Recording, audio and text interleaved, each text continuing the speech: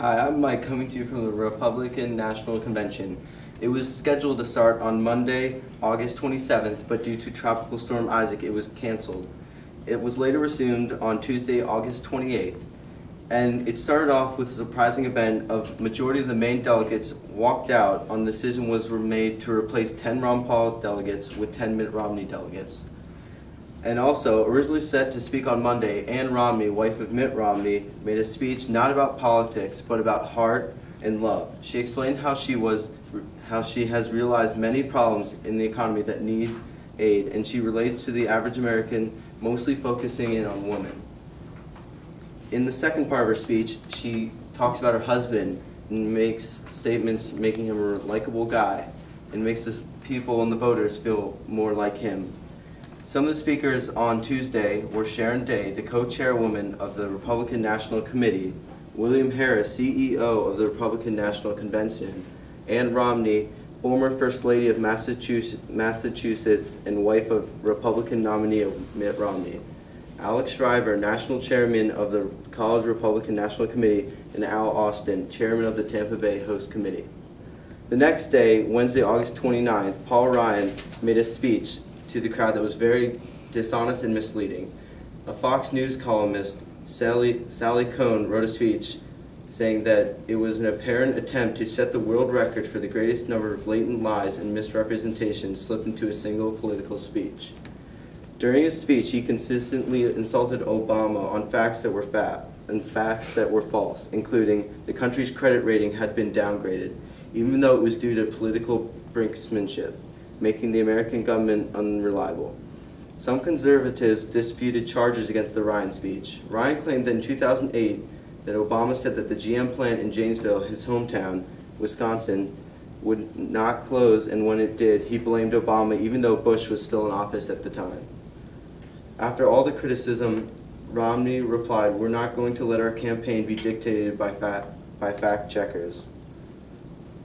Some of the speakers that were included on Wednesday were John McCain, U.S. Senator from Arizona and 2008 presidential nominee, Paul Ryan, U.S. Representative from Wisconsin and nominee for Vice President of the United States, Mitch McConnell, Republican Minority Leader of the Senate, Condoleezza Rice, former U.S. Secretary of State, Tim Pawlenty, former Governor of Minnesota and 2012 presidential candidate.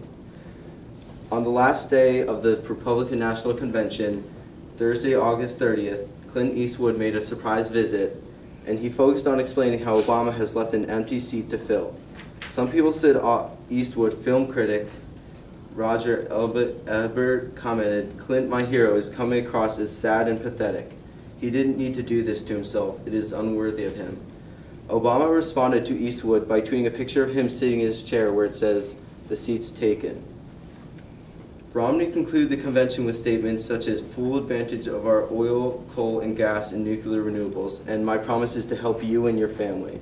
Some of the speakers that were included on the last day were Romney, former governor of Massachusetts and nominee for President of the United States, Clint Eastwood, actor.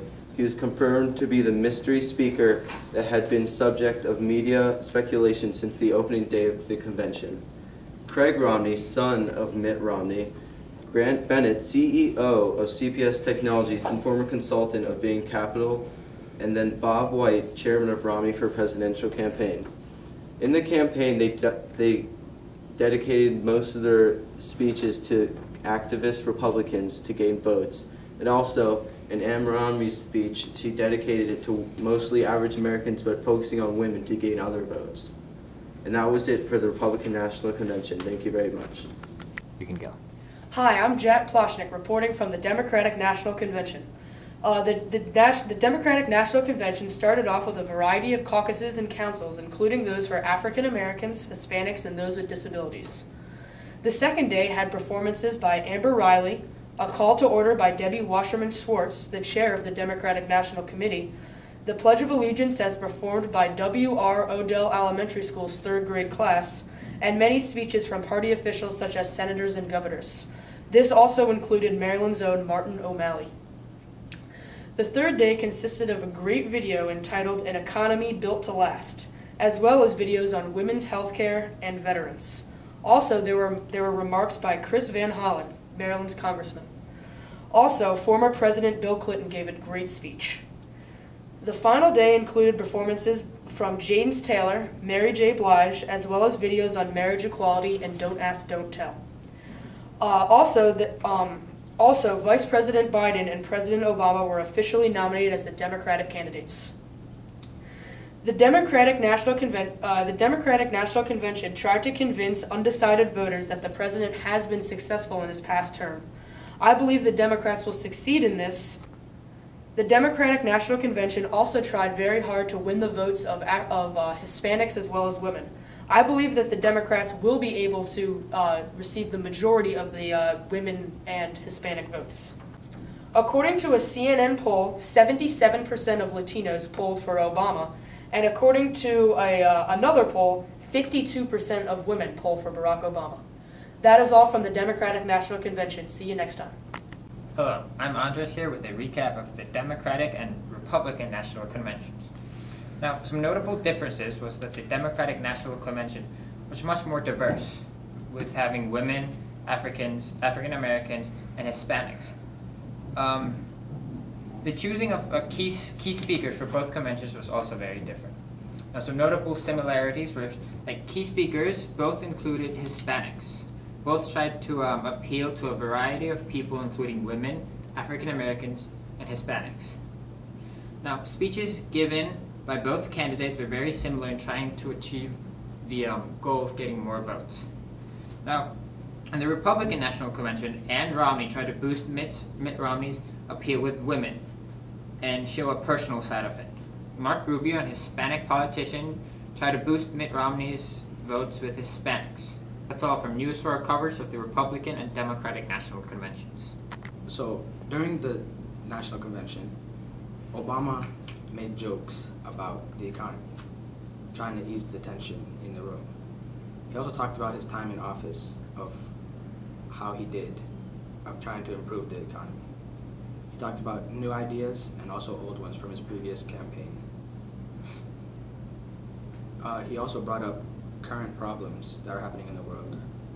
Talked about the positive sides of America, while the Republican National Convention talked about the negative side. He decided it'd be better to talk about positive.